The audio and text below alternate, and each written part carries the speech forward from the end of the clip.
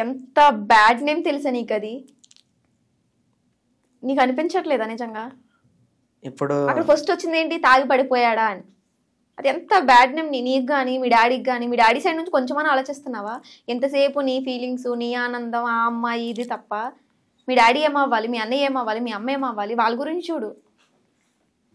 నువ్వు ఎక్కడ ఫీల్ అవుతావా అని చెప్పేసి ఎవరో అమ్మాయి, నా అమ్మాయి ఎవరో తెలియదు, ఊర్లో ఒక అమ్మాయిని తీసుకొచ్చేసి చెప్పగానే పాపం వాళ్ళు యాక్సెప్ట్ చేశారు నీకోసం.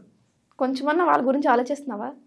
అట్లా ఆర్డర్ ఎవరు అట్లా అనేసరికి మా ఫ్రెండ్ లేదా అన్న వాడు తాగాడు, కొద్దిగా ట్యాబ్లెట్ తీసుకోలేదు, కొద్దిగా పర్సనల్ ప్రాబ్లం ఉంది అని చెప్పేసి మా ఫ్రెండ్ అన్నాడు.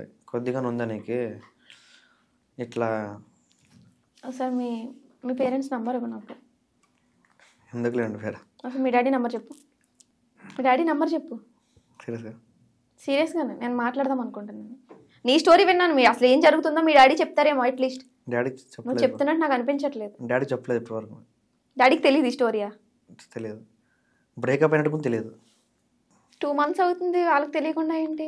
నువ్వు ఇలా పడిపోయినట్టు. మరి ఆ రైల్వే స్టేషన్కి వెళ్ళి పడుకున్నావు కదా చచ్చిపోదామని, అప్పుడేం చెప్పావు డాడీకి? అది ఇంతకుముందు 3 months బ్యాక్. అది ఈ బ్రేకప్ అంటే అప్పటి నుంచి చేంజెస్ వచ్చినా చెప్పలేదు. అట్లా చేంజెస్ వచ్చినప్పుడు నేను అట్లా వెళ్ళింటి. చెప్పావా ఈ అమ్మాయి గురించి అని? తెలుసు కదా. అప్పుడు మీ పేరెంట్స్ అనేవాళ్ళు కొంచెం భయపడతా ఉంటారు కదా, వీడు ఎప్పుడేం చేసుకుంటాడో ఏంటి అని. అసలు ఫస్ట్ మీ డాడీ నెంబర్ ఇవ్వు నాకు. మీ మమ్మీ దాన్ని ఇవ్వను, ఒకసారి నేను మాట్లాడాలి. ఇవ్వడానికి ప్రాబ్లం లేదు. September 5 రోజు జరిగిన సంగతే ఆ మ్యాటర్ ఇప్పుడు తెలియదు మా పేరెంట్స్. ఏమైతే తెలిస్తే